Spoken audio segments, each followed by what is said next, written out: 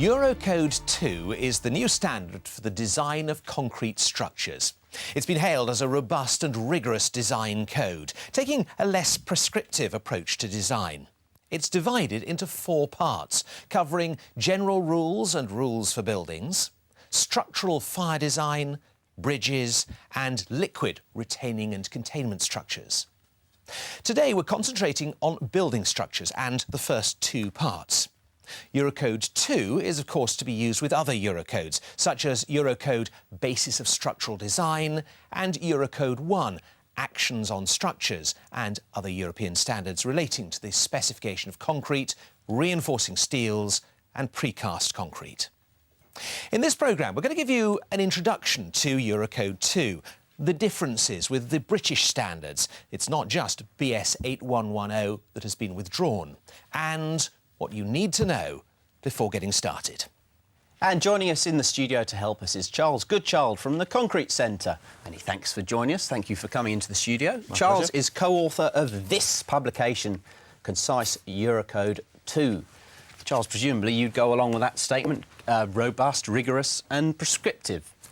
Yes, I think it is. It's all embracing, but rather than dealing with elements that we've been used to over all these years, it starts talking in terms of phenomena. So it talks about flexure, axial load and shear, rather than design of beams, columns, and so on. And the old distinctions that we had between bridges and other structures, Yeah. that's all completely gone. Well, there are a few extra bits and pieces for things like bridges and water retaining structures, but they work by exception rather than actually being a standard on their own. So do you think it would be fair to describe the Eurocodes and Eurocode 2 in general as same principles but different rules? Yeah, very much so, Martin, very much so. The only notable exception is variable strut theory, which is fairly new to us designers, but it's a basic principle that we can all understand. And we'll come to variable strut theory later on in the will. programme.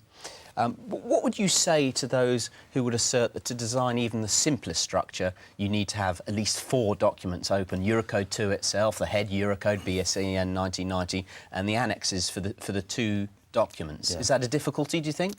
I think the volume of papers, volumes of publications you need is great. You need all those standards that you've mentioned. You need the head code, you need the basis design, the actions, you need the Eurocode 2 itself, the national annex, at least initially.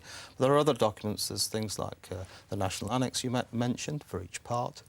There's things that we published, like the published document, which gives explanations. There's textbooks, background documents, guidance, and all sorts of things.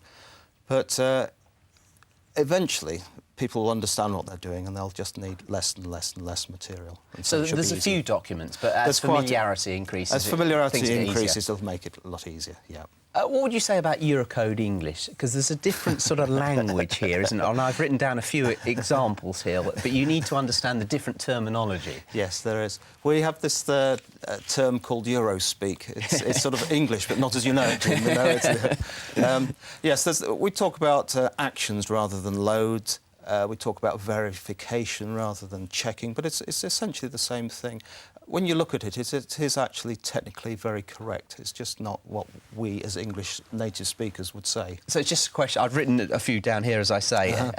Eurocode 2 has an annex, you know, instead of an appendix. Instead of resisting forces, the structure sustains them. Instead of buildings being constructed, they are executed. That's right. But that's just a familiarity exercise. It is a familiarity exercise, but even something like execution is technically the right term. Just not what we're used to. Not just what we're used to. OK, let's have a look at the 4 parts of Eurocode 2. Part 1.1, General Rules, is the principal part which is referenced by the other 3 parts.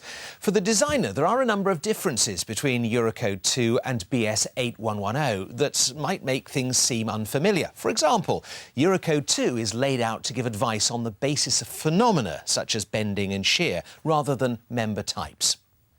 Part 1.2, Structural Fire Design, gives advice on fire resistance, referring to tables for minimum cover and dimensions for various elements, and gives methods for fire design. Part 2 applies the general rules given in Part 1.1 to the design of concrete bridges.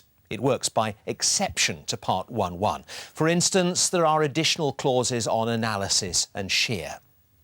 And Part 3 does the same for liquid retaining structures, notably for crack widths. Charles, what difference does it make laying things out according to phenomena rather than the old way that BS 8110 did it, according to sort of member types? I think, you know, as I said before, it's all embracing. The idea is that engineers actually do some engineering rather than just following the formula to make something work. So rather than just looking up in the tables, you actually have to think a bit. Or that you do. Or that's the intention, at least. It may not be so good for ordinary structures, let's say ordinary structures that, you know, day to day, but for all structures, you have to start thinking about what you're doing. And there's little things like Eurocode 2 doesn't provide derived formulae, for example. You have to look those up elsewhere. You do. I mean, that's the job for people like ourselves or the institutions to derive those formulae and make people aware of where they come from and how to use them. There's something else that I thought was noteworthy. It's only applicable for a ribbed reinforcement of strengths between 400 and 600 megapascals. Yes, yeah. The reasons for that are that mild steel these days is more expensive than high-yield steel. There's no advantages in its use. But there again, we have made provision within the published document for those people that do use mild steel, say overseas, gives the rules that they can apply in using Eurocode 2 with mild steel. Just highlighting some of the other differences, designs based on cylinder strength. That's a difference, isn't it? It is, yes. I mean, that's just a European compromise, really, that everybody could agree to. Units are megapascals rather they than units are per indeed millimetre squared. Moving into the 21st century. Yes, yeah. I thought this was important. Eurocode 2 uses a comma, or all Eurocodes use a comma instead of a decimal point. What about that? It is, but I think that's one thing where the Brits are sort of staying put. We all use a decimal point in the UK, and I think there's aspects of perhaps getting things wrong by a magnitude of 1,000, which would be rather inconvenient. And the other thing that's keeping us where we are is of course, computer programmes, where they all tend to use the decimal point. Of course. Moving on to part 1.2, fire engineering. Yeah. Well, part 1.2 gives you 3 methods of fire engineering, but it also gives you the basic tables that you use day to day to look at minimum member sizes and minimum axis distances, what they call, rather than cover its axis distance to the middle of the reinforcement. You then have fire engineering methods, which, well, we can go into, but they're essentially a simple method. There's an isotherm method and a 500-degree method, but they're quite simple. But there's more detail there? There's certainly more detail. OK, that's our introduction to Eurocode 2 complete. Let's have a think about what the designer needs to do to get started. The first thing that the designer needs to do is determine the design life. These are given in Eurocode Basis of Structural Design and its national annex in order to establish durability requirements. Then assess the actions. A wide variety of actions are given in BSEN 1991, including densities and self-weights of materials.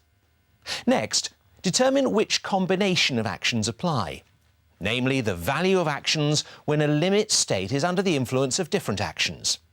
Numerical values for the partial factors are found in BSEN 1990. Then determine loading arrangements where appropriate. In other words, the arranging of variable actions to give the most onerous forces in a member or the entire structure. These are given in Eurocode 2 and its UK annex. Next for the designer is determine material properties, assessing durability requirements, concrete strengths, cover requirements for fire resistance and bond requirements, and so on. And finally, analyse the structure, determining the distribution of internal forces and moments so that the critical design conditions can be identified. OK, Charles, that first step should be simple, determining the design life. They're all laid out in BSEN 1990.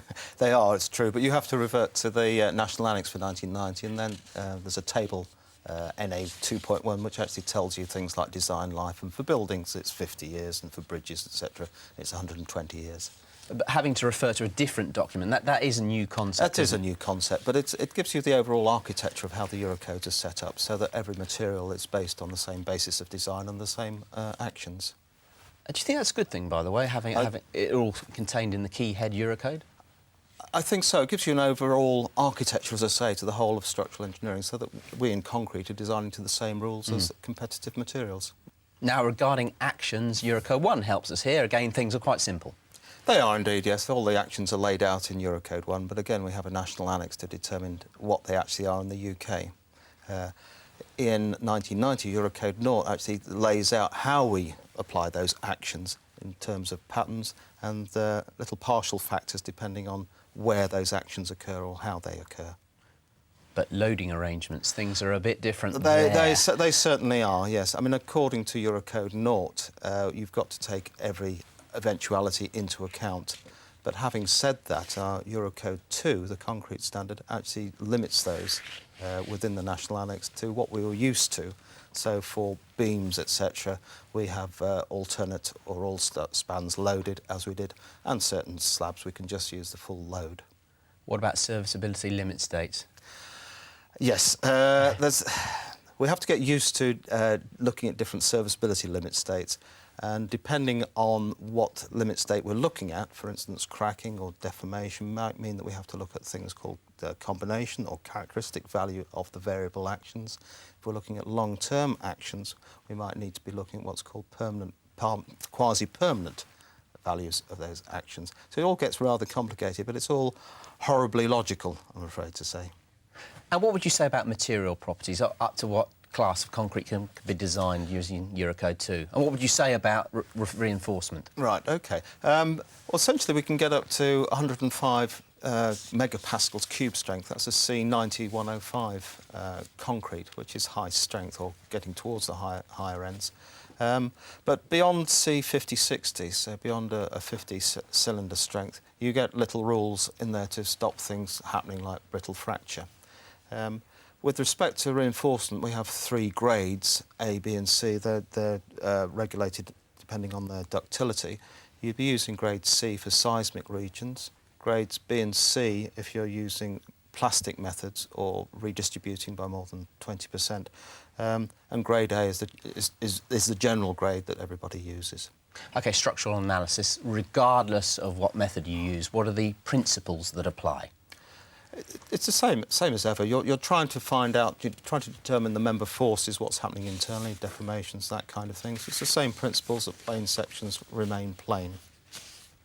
OK, we're now in a position to design for flexure, check deflection, shear capacity, slenderness for columns, etc. Let's run through some of the basics of design.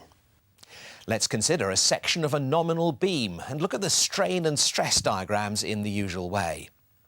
The strain distribution shows strains of epsilon C and epsilon S, and the stress diagram forces of FSC for compression and FST for tension, and a compression block of dimensions eta FCD and lambda X, and so on. For shear, here we see the mechanics of how 90% of beams would be designed for shear, using something of a new concept called variable strut theory. And finally, for columns, we see the total design moment for a column from M to M02. OK, Charles, starting with flexure, I don't see too much different there. I think you're right. It's virtually the same. There's a few variations in a few of the numbers, but otherwise it's what we're used to in the old British codes. So is there anything you would highlight for the designer here to watch out for? In terms of flexure, not really, no. Moving on to shear, what is variable strut theory and when would it be applicable? Well, it's applicable all the time, but shear forces in beams have been likened to the to the flow of forces as an arch. So as you get closer to the support, the angle of the compressive force gets steeper, and so it gets steeper with more load, more shear load, and that's what really the variable strut theory. But the standard actually limits the angle in which that strut can happen, so between 21.8 degrees and 45 degrees. And what will happen most usually in most beams, which are not that highly stressed, we'll be looking at the 21.8 degrees, which gives us a cot theta of 2.5, which everybody will get to know as 2.5, and it'll become the way that we design all beams, I'm sure. That's the 90%. And where should you look for more information if you need it? I think in guidance documents. Okay. It'll be quite difficult actually in the code itself. OK, to look in concise Eurocode 2 or similar. Absolutely. OK, and for columns, what does the designer need to know here? When is a column slender, for example? Right, well, he's got to consider quite a few things. Firstly, he's got to get the analysis right and get the elastic moments in the column. That's first-order moments. He's got to think of then, in terms of imperfection moments, that's dealt with as an eccentricity. And then you come down to slenderness, and slenderness is defined as effective length divided by radius of gyration, and that has to be compared against this entity, which is 20 ABC over root n, which again everybody will get to know. A and B are fairly simple and fairly standard, and there's default values of that. This entity C is quite important, and that depends on the shape of the bending moment diagram through the column. So typically, when you've got double curvature, it'll be 2.7. If it's uniform moment, it'll be 0.7. So that makes quite a difference. And root n is the root of the axial stress in the column. But generally, there'll be fewer slender columns, so generally it shouldn't be so much of a problem. So in general terms, it's only really the variable strut theory that the designer needs to get his head around that's new. I think it's finding these things as well. I mean, finding things like how to deal with slenderness is actually quite complicated within the code, but that's when you look towards the guidance documents to help you through. OK, now where to find more information? There's a website to Eurocode 2, eurocode2.info. Absolutely. Of course, we as the Concrete Centre provide a lot of information. We help to run the eurocode2.info website, and there's plenty of other information from textbooks, institutions and so on and so forth. If you use your concise Eurocode 2 publication, are you designing in accordance with Eurocode 2 without actually referring back to the original standard? Absolutely, absolutely. The intention of the Eurocode, concise Eurocode 2 is that if you're dealing, say, with shear and slightly wondering what you should be doing here, you can actually look up the clauses because we give reference to the relevant clauses in there. How do you see things panning out and Eurocode 2 developing? Eurocode 2 will take over the world. That'll be it'll be the only way we design concrete structures, certainly in the UK. And certainly if there's anything to do with a European notion to the work or any cross-border activity, then Eurocode 2 is the way to go. And indeed, you can see it now with some of the large projects going towards the Eurocodes. What feedback are you getting at the moment, for example? Variable. I think people see there's a whole lot of information to take in. It is, you know, where do we get this information? Where is it? But there is a way through, and people are finding their way through quite simply. Well, I'm afraid, Charles, we're out of time. Many thanks for coming into the studio and guiding us around Eurocode 2. My pleasure. Don't forget to take a look at the other programmes in this series and the study notes that accompany this programme. However, for now, from us all in the studio, goodbye.